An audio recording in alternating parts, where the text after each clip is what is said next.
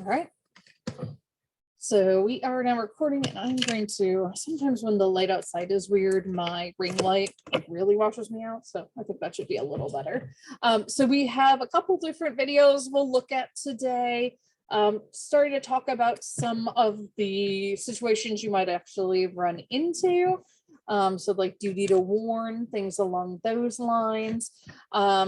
And then just legal and ethical issues in general. So I'm going to start with this one, just because this is made up of scenarios that all of you could run into, unfortunately. And actually, let me do something real quick. I'm going to enable auto transcription, which will just make it easier for the recording as well. So this first one is, there's two different scenarios, and we'll do what we did last week with the HIPAA stuff and just sort of pause in between and talk about it. So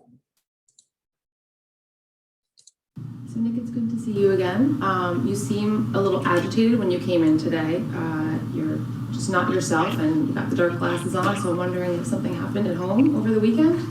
Well, Dr. Quinn, medicine woman, I lost my job, and my wife is just hassling me all about it, and my kid's just running around. I don't know what the hell's wrong with him. So, I mean, I gotta take him down a peg or two every once in a while, but he just don't learn, you know? So you lost your job? I did. The factory shut down. That's awful. And is your son doing something to sort of exacerbate? He's doing a lot of things to exacerbate me. He's just running around, he won't shut up. I think he caught the ADD or something, I don't know. So, what do you do when he does this and he gets you really Nothing too dramatic. I just grab him, throw him around a little bit, maybe teach him the back of my hand a little bit. I don't know. Nothing too extreme. So do you ever hit him physically? I wouldn't call him hit him physically, but yeah, I'll smack him. That's, I don't know, what's your definition of physically? Well, I guess it might be a little different for everyone in terms of how they like to handle family problems, but all I know is my daddy did much worse to me, and that kid gets off easy. So I think one of the things I should tell you, Nick, is that what you're telling me sounds like what many people would construe as child abuse. Child abuse? I don't think so.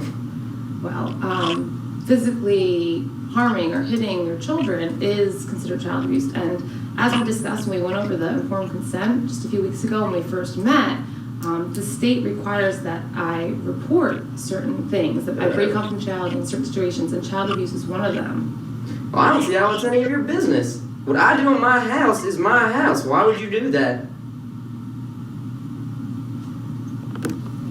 All right.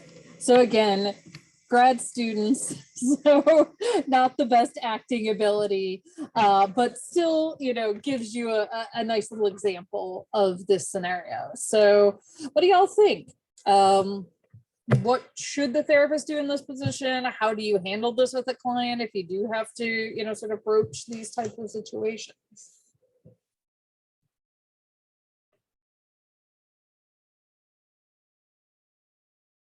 And I will have to say, if any of you, you know, run into these types of scenarios at your sites, the first thing you're going to do is tell your supervisor, and honestly, they're the one who's going to handle it, right? But yeah, this is one of the few times that therapists are not only allowed to, but in fact required to break confidentiality, is if there is an abuse situation for children, for adults who are dependent on others for care. So that might be adults with developmental delays or physical disabilities. And then for older adults, the same thing, who are dependent on others for care. So, you know, this can be a really tough conversation to navigate. One thing I really like that the therapist did is she referred back to, typically when you start therapy, there is a therapy informed consent, where you tell them things like this. And in fact, like when I was in my training clinic, not only did we have them sign it, but we also fully acknowledged that no one reads everything they sign these days. I mean, we all do this with like the terms and conditions when we update things, right? Just sort of click it and go.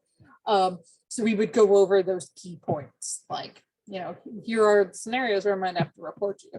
The other time where it gets stickier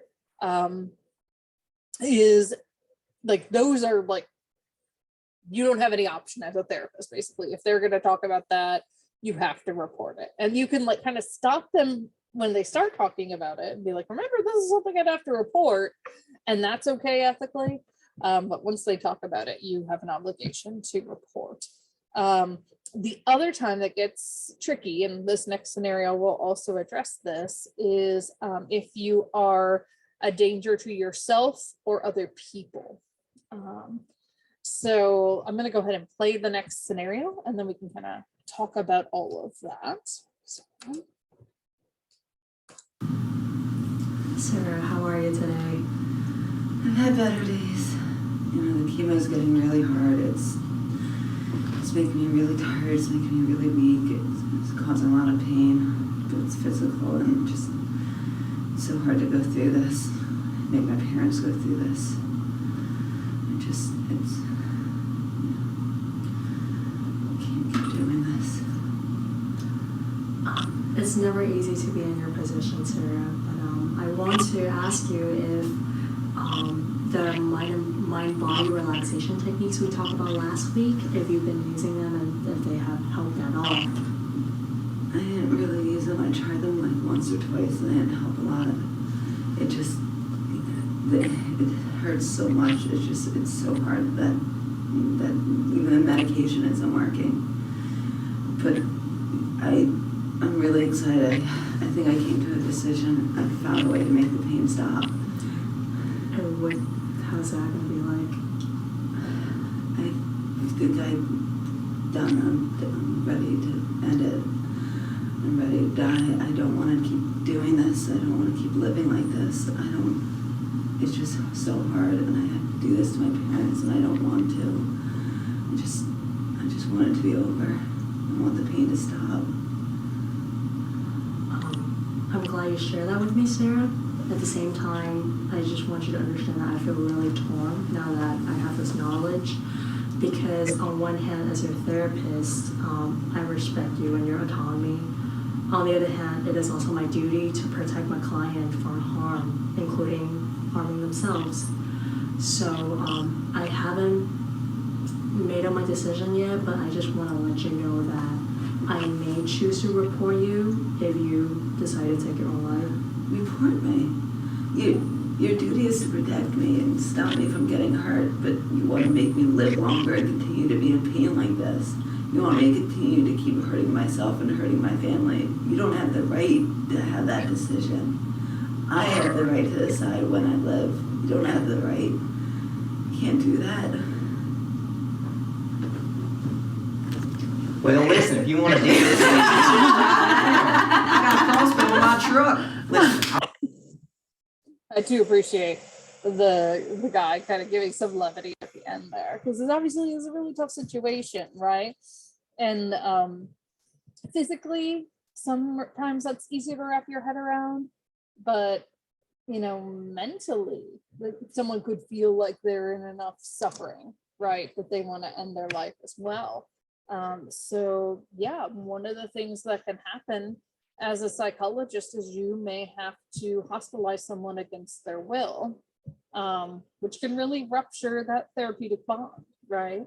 And sometimes you can sort of process it with them and get them to agree to go in. And sometimes you have to, you know, call security if you're in a hospital setting, or call the police to transport them, or things like that. And it can get really tricky. So, you know, again, I don't think any of you will be in that scenario. I just think it's an important scenario to think about as we talk about ethics here. So thoughts about, you know, what you might do in a future scenario like this, or what you think that the therapist example could have done better, either in the child abuse or the potential suicide case there.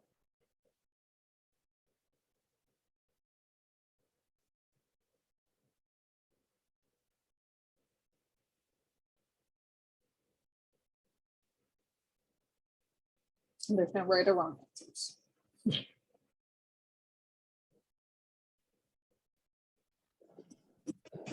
I feel like they like did the best they could or said what they really could say, because especially like with the last one, it's very hard to like sit there and listen to somebody saying that they even though she didn't say, oh, I'm going to take my own life, it's like a potential thought that she might be on that verge to say, you know what, I just like the way she said she didn't want to be there anymore. And it's like you're kind of like she said, torn, because it's like you do have to like report that because there is self-harm in some type of way, harming yourself, and you want to protect her. But then you kind of get where she's coming from with that, you know, she's going through so much, her body's going through so much, her family's going through so much. It's like, what is the point anymore?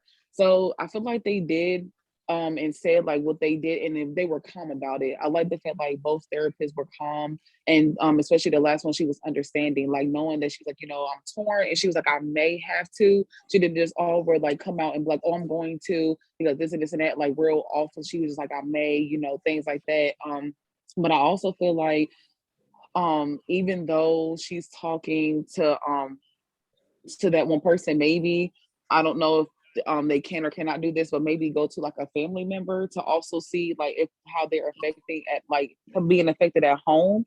Because even though she's making a decision for herself, like she said, she kept bringing up her family or her parents. She kept saying her parents. So it's like, I don't know if her parents may have some type of say so or not. So I feel like checking that record to see like if she did say, oh yes, my parents can know information or cannot. That's important to know. So to see if they have that consent to say, okay, whatever goes on in the session, I can know because they signed that paper or she agreed that they could. So maybe she could take that next step and let her parents know if, you know, once she checked her records to see if she was able to, if that's possible, maybe she could talk to her parents about the thought she is having, so they can go like based off of that as well. Yeah, that's really a great idea. Yeah, especially if they are, say, a teenager, you would definitely loop the parent in on this, right? But yeah, and if there's someone who has given permission for other people to talk to the therapist, and yeah, you would. I mean, you tell the client, this is what I'm thinking of doing, just so you know. Again, you want to try and maintain that bond, because if the client, you know, decides to keep living, right, you want to keep that bond and be able to still help them. But yeah, exactly, that you want to think of ways you could help them, right? So one of the things we were trained to do, and you'll hear different people call this different things, but we made what we would call a contract for safety if any of our clients were expressing suicidal thoughts. So we would talk to them about things they could do instead of killing themselves, and that's or dying by suicide. And that's really hard to get someone to do. A lot of times when someone is at that point, they think this is the only option. So research shows that if you get them out of that headspace of thinking like the only option is to take my own life, right? Then they can actually sometimes agree to do certain things between sessions when they are feeling this way, right? So it might be, you know, calling us a friend or calling a suicide hotline, things along those lines. And if they can't contact for safety, then that's typically when, you know, again, we will involuntarily hospitalize them. And depending on the state, the jurisdiction, that's called different things. Like one hospital I worked at, the paperwork was pink, so they called it pink slipping, right? Which is a totally different meaning typically. Other times it's a, you know, whatever the law number is, they'll call it. In England, they call it sectioning. That's their language related to their laws. And it's hard, but sometimes it saves that person's life, and they usually feel grateful afterwards. Although, again, not always the case, unfortunately. Other thoughts about this scenario? Or either of these scenarios? Yeah, I was gonna say that what you were talking about with the plan last week, actually in our training, they were also going on the topic about suicide prevention. And I'm actually holding one, if I can show you. This is the suicide safety plan, and they went over, so maybe like in therapy, the psychologist could go back over this with the client. This first step is like having the client like recognize warning signs. And then the second step is to name things in life that you believe are worth living for. So maybe for the woman, she felt like, a lot of the times they are stuck on that one thing that's like really hurting in their lives and making them want to go forth with it. But you got to focus on, these are the things you wrote down that you said are worth living for. So remind yourself of that. So maybe in the session at some point, she can bring this back up and just remind her that there are people out there, there are things that want you in this world. Like they want you here. And then just giving people numbers as well about the 24/7 hotline if you need just someone to talk to when your therapist isn't available. So yeah, that's just my thoughts on it. Is like, this is something that we're also learning in my training as well. That's great. I'm glad that this sort of dovetails with that. That's so fantastic. Yeah, I think that's such a good point, is a lot of times you'll do stuff like this at the beginning of therapy with clients to talk about it. And depending on the modality of therapy you're doing, sometimes you have techniques just built in. So for example, one of the therapies I was trained in is called Dialectical behavioral therapy. And it's constructed for people who engage in self-harm behavior. And a lot of those folks, although not all, also have suicidal ideation at times. And so there are, like, part of what you do in that therapy is skills training. Like there's like a group that's like a class that they go to in addition to individual therapy. And so you were like, okay, let's go back to your skills, right? And in that therapy, you actually have the therapist on call and they can call you anytime. That was like my least favorite part of the therapy, honestly, because that's really tough, right? But if they call you, it's just, what skills have you tried? Oh, you haven't tried any? Get out your notes from class. What are you going to try? If they call you and they've already self-harmed, then you actually have to say, the skills aren't going to help right now. Do you need to get to the ER? If not, okay, right? And so it's very effective. There's lots of great research behind it, but also very stressful, as you can imagine, for the therapist. So there's 4 modalities for that type of therapy. So it always includes the individual and the group, and then the phone coaching. Some people use, some people don't. But then the 4th modality is the therapist is required to either have supervision or be part of a process group of other therapists doing it, so that the therapist has care, because that is so tough, obviously. So yeah, can be overwhelming. The next related type of case I want to talk about is if the person is planning to harm someone else. And so this is something that didn't used to, like, therapists wouldn't really address it other than trying to sort of like brainstorm with the client how not to do that, right? But there was this really famous case, it was Tarasoff versus the Board of Regents of the University of California system. And I'm not gonna spoil it any more than that if you don't know it, because the video is gonna cover it. But it changed the way we have to handle these types of cases. So I'm gonna go ahead and use this. It's a really short animated video that talks about. The law recognizes that certain confidential relationships are important, and it protects statements made within those relationships. A parishioner confessing to a priest, a client confiding in a lawyer, or a patient revealing embarrassing personal information to a doctor. All may count on their confidential information remaining confidential. But, as with most legal principles, confidentiality isn't absolute. The California Supreme Court considered the relationship between doctor-patient confidentiality and tort law's duty requirement in Tarasoff versus Regents of the University of California. Tatiana Tarasoff attended the University of California with a man named Prosenjit Padar. They met in September 1967 and began dating.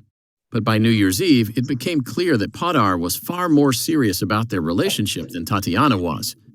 Tatiana told him she was dating other men and wasn't going to become intimate or exclusive with Padar. Padar didn't take the rejection well. He became severely depressed and eventually began therapy sessions with Dr. Lawrence Moore, a university hospital psychologist. In August 1969, Padar told Dr. Moore that he was going to kill Tatiana. Dr. Moore determined that Padar should be involuntarily committed to a mental hospital. He asked university police to take Padar into custody. However, when the officers picked him up, they decided that he appeared rational. Padar promised the officers he'd stay away from Tatiana, and they released him. Thereafter, Dr. Moore's supervisor, Dr. Harvey Powelson, directed him to cease trying to confine Padar. In October, Padar went to Tatiana's home. There, he stabbed her to death. Tatiana's parents sued the university, claiming that Dr. Moore owed Tatiana or her parents a duty to warn them that Padar was a danger. The Alameda County Superior Court dismissed the Tarasovs' complaint. The California Court of Appeal affirmed, and the Tarasovs appealed to the California Supreme Court.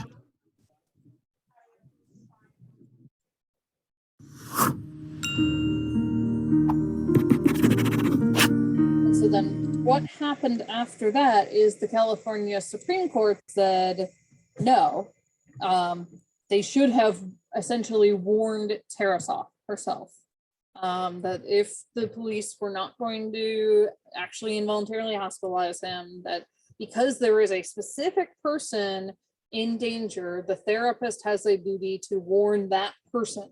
So whether they call the person directly or they have the police contact Tanya Tarasov, sorry, that's what they should have done. Now, the interesting thing about that is like ethics code, legal codes to that point basically didn't allow the psychologist to do that. Like you were not allowed to contact the girlfriend of your client, right? Or the ex of your client. But this changed how therapists have to operate, and also obviously sort of legal issues related to this, and says like if someone is potentially going to kill someone else, then you need to address it. Now this gets really sticky, right? I have my ethics professor in grad school used to call it a sticky widget. When you now have to think about this in different ways. So for example, I believe Virginia is one of these states, as is Georgia, where I did a lot of my training related to this issue, that if you know someone is going to intentionally infect someone with a sexually transmitted disease, especially something like HIV, then you might have a duty to report in that scenario because it's not immediate, but could be fatal, right? And also intentionally giving someone an STD, like not disclosing you have one, is a sex crime in Virginia. So again, it's tangential, but related, right?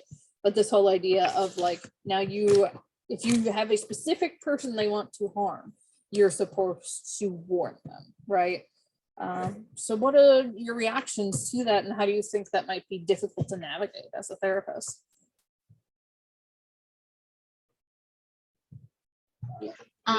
Yeah, I wanted to speak on this with the Samaritan House. Like they are a social services organization, and there's a lot of like things with like the police department that we can tell them and we can't tell them.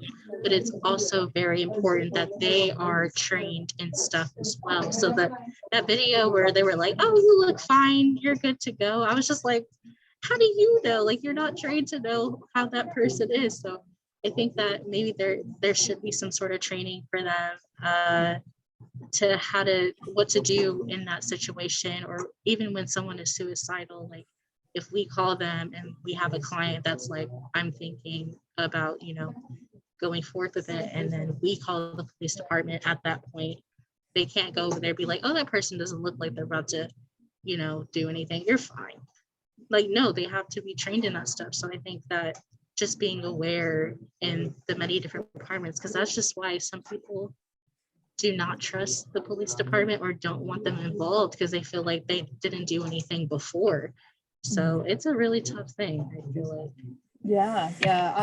I might have mentioned before, I have a friend who's a Virginia Beach police officer, and he's talked about, like, I think the law has changed now, but at one point it was like the survivor of the abuse had to be the one to make the report. I believe now the Virginia Beach police can just like make a report if they're called to a domestic violence situation and press charges.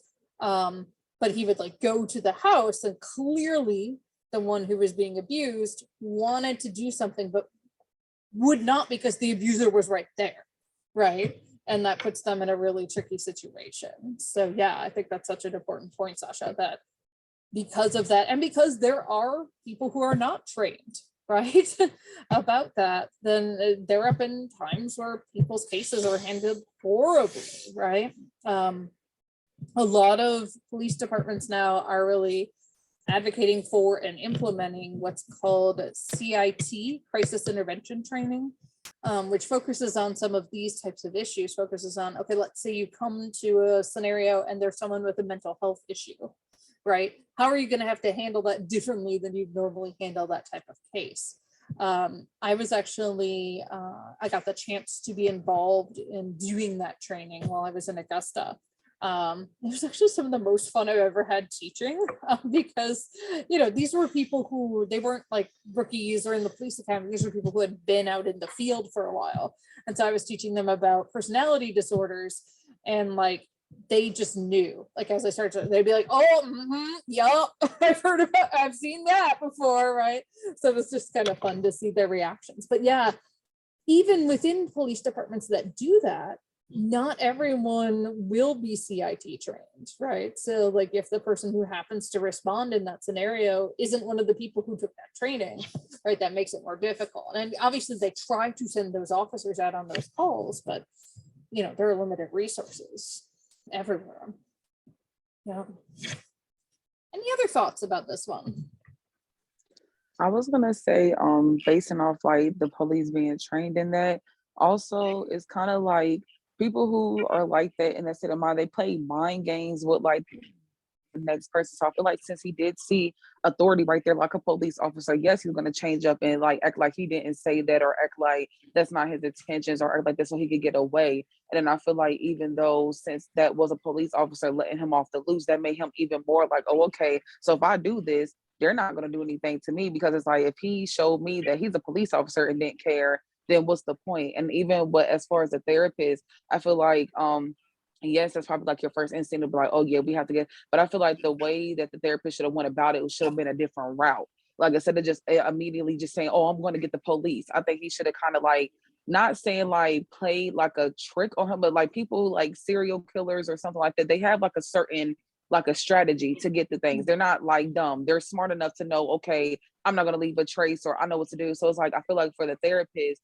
they should have had a little bit more knowledge about like, okay, I know what I'm dealing with right now. And the way I'm going to try to like use certain like skill sets or mindsets to like play a way of where I'm going to get another authority person in there to get him. But like, you know, things like that. So it's just like, you have to be real careful, because I see it in movies and like on CSI and things like that all the time, where that person will literally switch up right when another authority person walks in, and you're like, hold on, because you were just saying this, and they're like, I don't know what you're talking about, I never said that, or I'm going to be okay. And you're kind of looking like, okay, they're looking at you like, well, why are you pinning this on this person when they seem okay to me, and now you look like the crazy person? It's like, no, I'm not hallucinating, or like they was just saying that. So I just feel like at some point it also should be more training for therapists to say, okay, let's go a different way to get to that person, to make sure that other person who might be harmed is safe. But then this other person that you're in front of that is trying to harm is also going to be held in custody in a different way, but just not like bluntly like, oh, I'm getting the police, they show up and oh, okay, everything's fine. It's like, no, you got to play a trick, kind of a little bit like a little route to get there. Yeah, I think that's such a good point. This can be really tricky, right? And I mean, again, you have someone who's potentially violent in your office, right? So you have to use a lot of your clinical skills, not only to protect that person they're possibly going to go attack, but to protect yourself, right, at that point in time.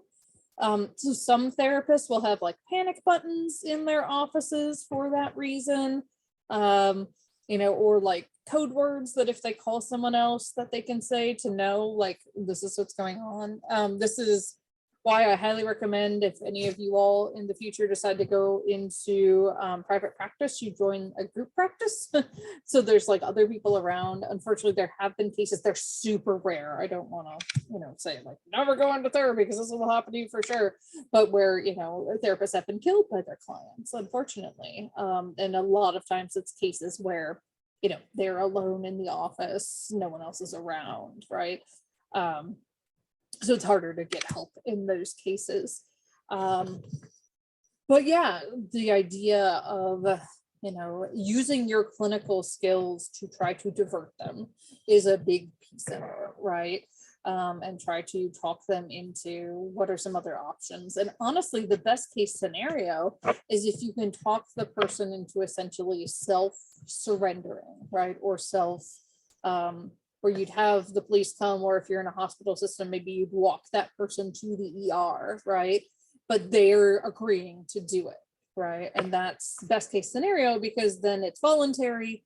If it's voluntary, they can actually keep them longer. Oftentimes, depending on the jurisdiction, the window may be only 48 or 72 hours. You can keep someone involuntarily hospitalized. That might not be enough time, right? In some scenarios. So, and also it just gives the client the autonomy that she was talking about in the potential suicide scenario, right? And some agency, right? You really want to try to empower the client to think of other things they could do other than acting against themselves or someone else with violence.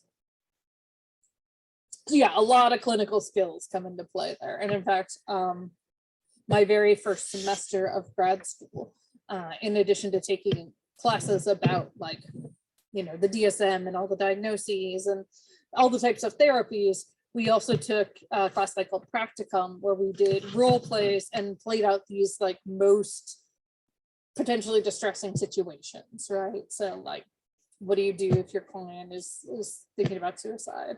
I remember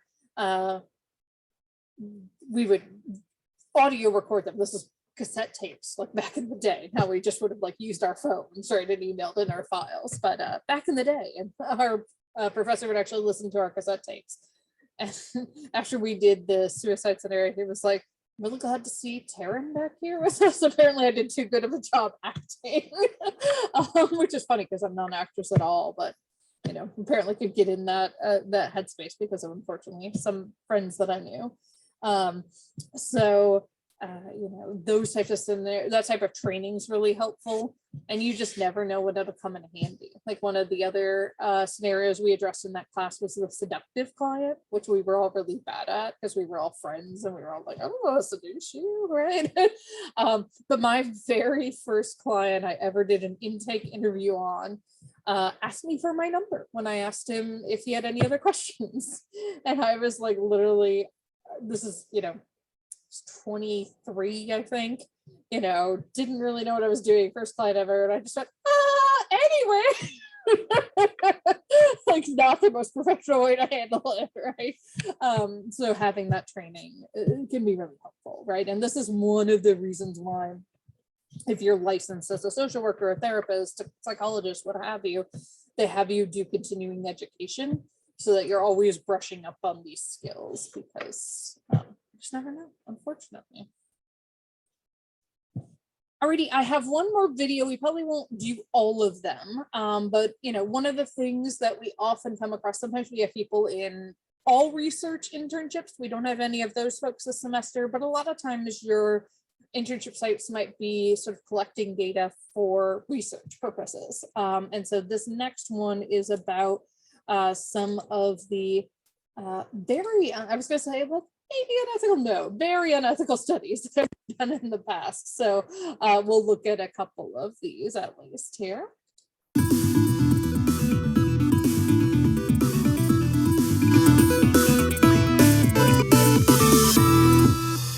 Studying the human mind is a tricky business. There's still so much we don't know, and so many questions scientists are looking to answer. But when researchers are working with human subjects, they have to balance getting answers with protecting their subjects. In the past, they haven't always been good about taking care of the fellow human beings they're studying. A lot of historical psychology experiments would be considered unethical by today's standards, and the foundation of the ethical standards we use today comes from the 1970s, when scientists came up with a list of rules to protect the security security and privacy of human volunteers. It's known as the Belmont Report. Basically, 3 key ethical principles to guide all human research. The first point is called respect for persons, and it means that subjects have to give informed consent. Anyone who participates in human research, including psychological research, needs to know the risks and benefits of the experiment before signing up. The second ethical principle is called Beneficence, and it basically means that researchers should try not to have any negative impact on the well-being of the people who participate in their studies. Basically, do no harm. The final point, justice, involves making sure that subjects aren't exploited. Researchers should also make sure that the burdens of the study and the benefits of the results are distributed fairly. In early research studies, for example, the subjects would often be poor, while wealthier patients would benefit from the results of the experiment. And that's not okay. These rules apply to human research in all fields, including psychology. But the code of conduct hasn't always been so clearly defined, and before it was, there were a lot of questionable studies being done. In the year 1920, a psychologist named John Watson wanted to show that humans can be classically conditioned, like what happened to Pavlov's dogs. Basically, classical conditioning means pairing a stimulus, like food, that triggers a physical response, like drooling, with an unrelated stimulus, like a bell. Even though ringing a bell, of course, wouldn't normally make dogs drool, when Pavlov paired the sound with food, he conditioned the dogs to respond to the bell by drooling. Watson and his team decided to prove that this could be done in humans by classically conditioning a 9-month-old baby named Albert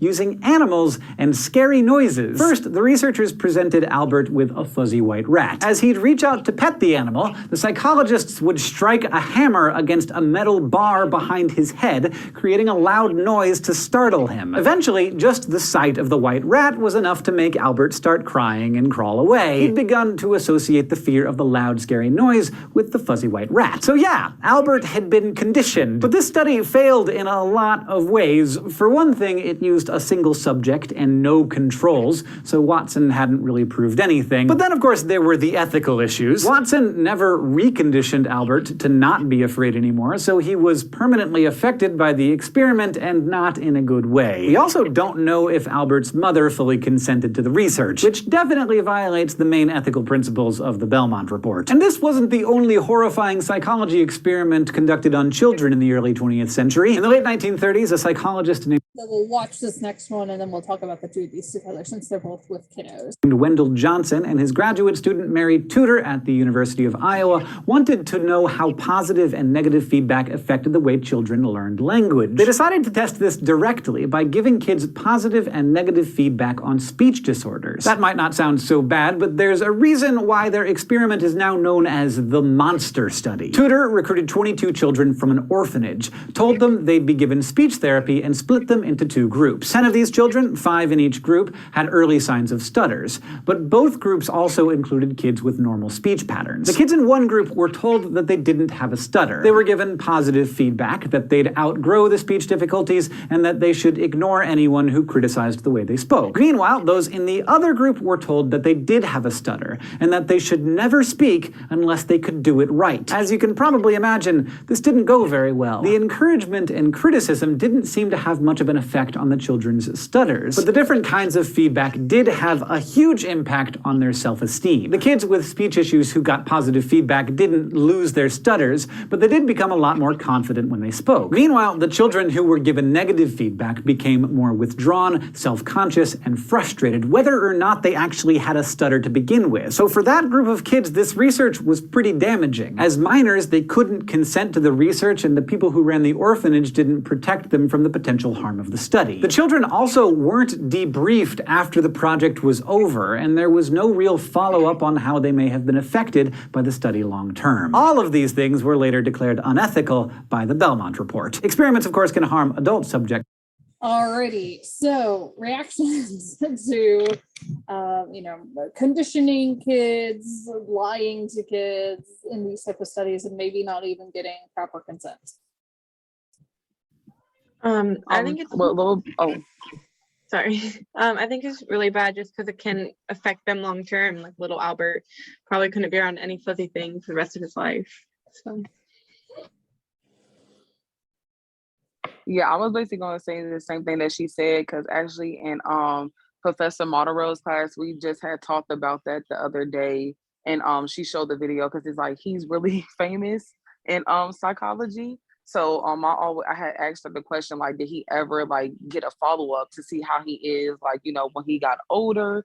And, you know, she told me, like, yeah, there is no like study whatsoever to see like how he's doing, but she's pretty sure that he's like still damaged, you know, when he got older from being like scared of things like that. So it was funny that this came about because I had just asked that question just to see, like, you know, was there any report of him being older and how did he act? Did he grow out of it? Was he still scared and things like that? And I feel like that's a big part to know that, you know, and then even the thing is with the mom, I think she said that his mother wasn't in the video and that maybe that the lady was holding him was like a student of the like experiment or something like that. So yeah, so even that like kind of creeped me out because I'm like, where is your mom? Like, why is the mom not with the baby? Because maybe that could have did something different from him because he could have been more comfortable around his mom and not as scared because it's like his mom. So I'm just like, yeah. So the whole thing, I was just like, that's so messed up. Yeah. Yeah. Okay. So the woman in the video is Rosalie Rayner, and she was Watson's student, and he actually divorced his wife to marry her. And then like both of them basically couldn't have a career as a result of that. So he really like screwed over his student that way and himself. But yeah, it's interesting. So I think it was about like around the time I got here, so like 12 years ago, there were a couple psychologists who were really interested, Ashanti, exactly what you were saying. Like, did anyone ever follow up with this poor kid and what happened? And so one group of psychologists was pretty sure they like tracked down little Albert. His mom was like a nurse at the hospital, and the kid they thought they tracked down, who was probably little Albert, had actually died unrelated to this experiment of hydrocephalus, which is water on the brain, when he was like 6. Then there was another group of psychologists that said, no, you did your research wrong, and he might have been this other kid. So we don't actually know. Obviously, he was de-identified, and so, you know, it's hard to make that reconnection. But yeah, it may be the case that they never had a chance to recondition him because the poor kiddo died young, which makes it look even more sad, right? So we won't, it's a mystery of psychology for sure. All right, well, actually, this video is shorter than I remembered, so let's just go through them all. The Milgram Experiment is one you've probably heard of, probably an intro, or if you've taken social psych with Dr. Jackson, you may have watched the whole video. So we'll go ahead and do that one next. Too. In 1961, a researcher at Yale University named Stanley Milgram was interested in the psychology of obedience. He decided to see how subjects would react when a researcher pushed them to do things that went against their morals. The study he came up with is now called the Milgram Experiment, and it had 3 separate roles. The experimenter, played by a scientist in a white lab coat, was the authority figure. The teacher was the role assigned to the experimental subject, and the final role was the learner, a paid actor who the subject thought was actually another volunteer. The learner was sent to a separate room so they were out of sight while the experimenter observed the teacher, the subject, instructing the learner in a word pairing task over an intercom. Every time the learner got the word pair wrong, the teacher pressed a button to shock them, with the voltage increasing by 15 volts for every wrong answer. The subject believed they were shocking the learner, but they were actually listening to an actor pretending to be in pain, complaining of chest pains, shouting, pounding on the wall, and eventually going silent. The experiment only ended when the teacher had given the maximum 450 volt shock 3 times in a row, or when they refused to continue. 65% of the subjects did give out those maximum voltage shocks, just because a scientist in a white lab coat told them to. Milgram concluded that people will obey authority figures even in morally questionable circumstances, and the experiment has since led to many more studies on the psychology of authority. But the subjects thought they were actually listening to someone being electrocuted on the other end of the line, even though they were told by the experimenter that there would be, quote, no permanent tissue damage. Leaving your subjects feeling like they may have just killed someone doesn't protect their well-being, and they couldn't have gotten informed consent, since warning participants about the experiment would have changed how they reacted. And since then, there have indeed been other studies that led people to believe they might be hearing someone get seriously injured. In 1964, a woman named Kitty Genovese was murdered. At the time, newspapers reported that there were more than 30 witnesses to the murder, and that none of them called the police. We now know that those reports were flawed, but for a while it seemed like dozens of people just stood by while someone was murdered right in front of them. So in 1968, psychologists John Darley and Bibb Latané at Columbia University came up with a way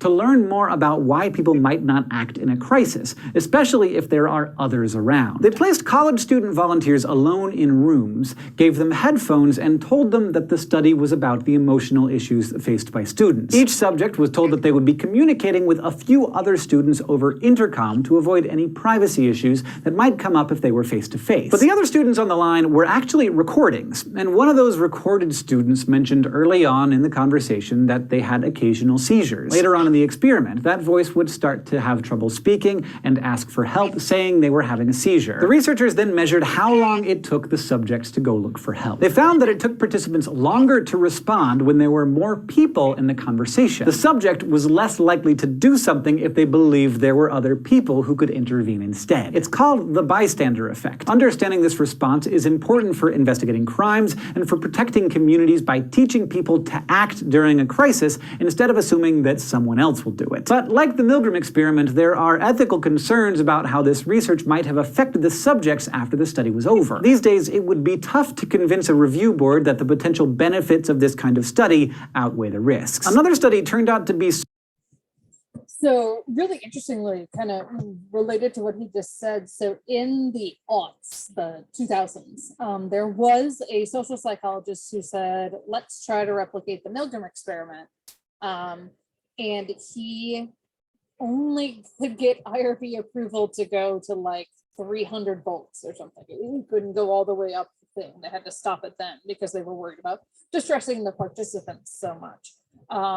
And he expected, like, students are so savvy now, probably everybody's heard about this experiment, they won't go as far, but he found almost identical results to the Milgram study. That again, just like having someone in a lab coat gives them this like position of authority and people will follow what you say.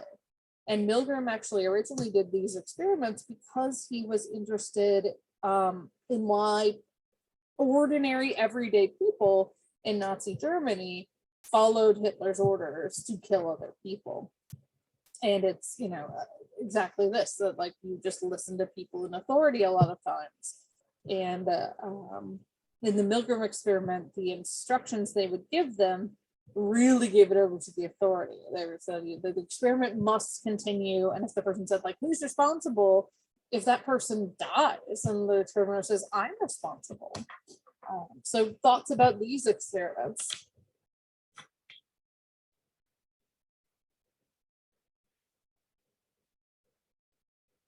And I'll go ahead, Casey.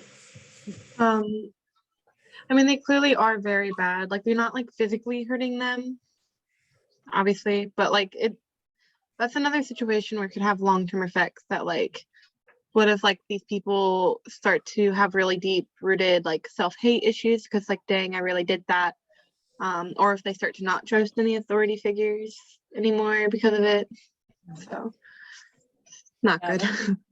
Yeah, and if you watch the original Milgram video, like some of the participants are visibly shaking afterwards. Like, you know, this was back in the day where people just smoked forever, and some of them like get out cigarettes and start smoking right away and things like that. All right, so let's do the last one here. The Stanford Prison Experiment, another one of these famous ones you've probably heard of before. Might be the worst in terms of research design, but that's just my personal opinion. So I'll put this up. so damaging that it had to be ended early. In 1971, Philip Zimbardo, a psychology professor at Stanford University, wanted to learn more about how being placed in different social roles affected the way people behaved. He decided to simulate a prison and cast volunteer subjects into the roles of guards and prisoners. 24 white male college students were recruited into the study and separated into two groups: prisoners prisoners and prison guards. Zimbardo acted as the prison superintendent. The prisoners were searched, then given ID numbers instead of names to dehumanize them. Meanwhile, prison guards were given uniforms and clubs and told to do whatever they had to do to maintain order, giving them power over the prisoners and a sense of superiority. The study was supposed to last for 2 weeks, but was actually called off after just 6 days because the conditions in the prison went downhill so quickly. One prisoner had to be released from the study even earlier because the conditions in the jail made him panicked and disoriented. Other prisoners started a revolt because the guards had treated them so badly. After that, the guards became more and more abusive, giving the prisoners physical punishments when they misbehaved, like forcing them to sleep on concrete and to strip naked. In the end, Zimbardo concluded that the subjects had internalized their assigned roles. The prisoners became submissive while the guards became aggressive and abused their power over the prisoners. You could not do this study today. By acting as the superintendent, it was impossible for Zimbardo to stay impartial. That's a pretty big flaw in the study's design. He was invested in the outcome of the research. Zimbardo also allowed the guards to subject the prisoners to serious abuse and may have caused them real permanent harm. So again, that whole well-being thing was not really taken into consideration for this study. Like the rest of the studies on this list, the Stanford prison experiment would not be considered ethical these days. Yeah, and as I mentioned, research design is a big issue there. So you heard about how Milgram was playing this dual role, or not Milgram, sorry, Zimbardo was playing this dual role where he was the primary investigator, principal investigator, but he also was serving as the prison superintendent. You should never do that in psychology for like any dual roles. That's why I always say, like, I can't be your therapist and your professor, right? Because that's a dual role as well. And even like if you can avoid it, right? If you don't live in a small town, like let's say your client's a mechanic, you shouldn't use them for your car, right? Because that creates a weird dual role. So, but obviously the other problem with Zimbardo's experiment, in addition to like essentially letting these kids abuse each other, right? I know they weren't kids, they were adults, but just it felt like they were so young, is he didn't really have like what you expect in an experiment. There wasn't like a control group. He didn't really necessarily have like a dependent and independent variable and hypotheses. And like when people asked him about this, he just got defensive. And it was actually, he's another one who married his student, sketchy. But it was his student who became his wife who came in one day and just said to him, I think what you're doing to those boys is horrible. And then he like somehow that snapped him out of it and he took a step back and was like, oh, maybe I shouldn't be doing this. But your reactions? I think if he was going to do it, like you said, he didn't have like everything in line. Also, I feel like, well, like we always talk about in psychology, the white men that's always tested instead of like having maybe Black men, or what about women, you know? So maybe it could have been different if you had a woman in charge, or if you had like women in one, you know, prison and men in another. And then instead of just always white men, maybe you could have did something more diverse. Same thing with the women. And then the age groups, instead of just doing young men, you probably could have did like 60-year-olds if they was in there or something like that, just to see like what's the mindset. Also, that would have been a thing to compare. Like, is it a mindset thing where maybe older people may be more maybe adjusted or like a certain way, or like a mental thing, I guess, like if you're overthinking it or stuff like that. And then also I guess what he did prove was like let's see, an outfit or a uniform can definitely like lead somebody to think, oh, I'm superior now. So it's like, I really feel like that will take on. So I feel like he did show where roles do play a big part, because it's like if you do see an officer, you're like, oh, let me tighten up, let me like slow down if you were speeding. Or if you see like, I don't know, a teacher, you might have more, you know, of say, okay, let me sit down and pay attention or something like that. So he did prove that. But like I said, it could have been more in depth and better ways he could have went about it, just to get more research from different perspectives and different ways than what he did. So yeah, and then he should have had limitations as well, because sleeping on concrete and like being naked is like a whole nother ball game. So he could have like been monitoring that too and say, no, we're not doing this. He could have had like a layout that said the only things you can and cannot do. So he should have enforced that he still had authority over that as well, instead of like young people just running around saying, oh, they could do whatever. He should have said, no, we're going to only stick with maybe doing this and not be so over exaggerating over this and things like that. So yeah. Yeah, I think those are all such good points, right? That, yeah, I mean, the thing he showed is that the role you're given, you can certainly buy into it, right? But yeah, like there was so much more he needed to do and so many more factors he needed to consider in terms of like different ways this might be influenced, right? Gender, age, race, socioeconomic status, if they had a history of trouble with the law, right? Like that might make a difference. If they had, family members who were in law enforcement, that might make a difference, right? It's interesting. I saw Zimbardo speak at the American Psychological Association convention years ago, and it was like the 40th anniversary of this experiment, and he was still like, well, it was horrible, but it's so good we did it because we learned so much from it. And I was just like, really, dude, really? But yeah, there are a couple different videos that are more in depth about this if you're really interested. I think the library has a copy of the full like one Zimbardo put out. So no, that's his bias. But then the BBC did a really good like half-hour documentary program about it. And last I checked, that's available via YouTube. So. Alrighty, any other thoughts? I do. Oh, sorry, I had to do one more question. Is this kind of like a like Beyond Scared Straight? I don't know if you ever like seen it before, but it's like kind of like if teenagers are kind of like acting out or something at home, maybe yelling at their mom or something like that, like really crazy. So they'll send them to like the prison system, and like prisoners get a chance to kind of like show them what prison life will be about. But I always thought with that show that was kind of really like not the best way to go, because I feel like some teenagers really didn't care and they didn't change, and then some did. But I feel like as a 14-year-old going into like a jail system and you have like grown men or something yelling in your face and like, pushing you down, that's something that's like, okay. And it's just like over because what you yelled at your mom is like, come on now. It's like, just because you're skipping school or something, or you're sneaking out, is like, you shouldn't have to go through that. But that also popped up in my mind, because I'm like, Beyond Scared Straight was like a whole nother show. I'm just like, I couldn't imagine like my grandmother sending me there, because I'm like, I snuck out the house and I'm 14, and a grown woman that I don't know is yelling in my face saying that you don't want to end up here because girls like you will get turned out and stuff like that. That's scary. So I'm just like, so that made me think of like this experiment to be like, even with that show and it being like on TV, like, you're being recorded the whole time. And it's like, would that actually help you as when you look back as like probably being older now? Because I'm pretty sure the time it came out, the people that was on there is probably like my age now, maybe a little older. So it's like, do they look back and say that was the best reason, the best way to go? Like even their parents, like, do you think that is the best way to like do that if your child is acting out? Yeah, I think those are all such good points. Yeah, I would think it's supposed to, again, like scare them into not doing it.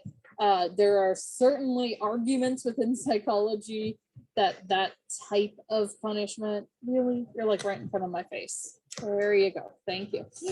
Sorry that you guys have had to see up his nose too. But that,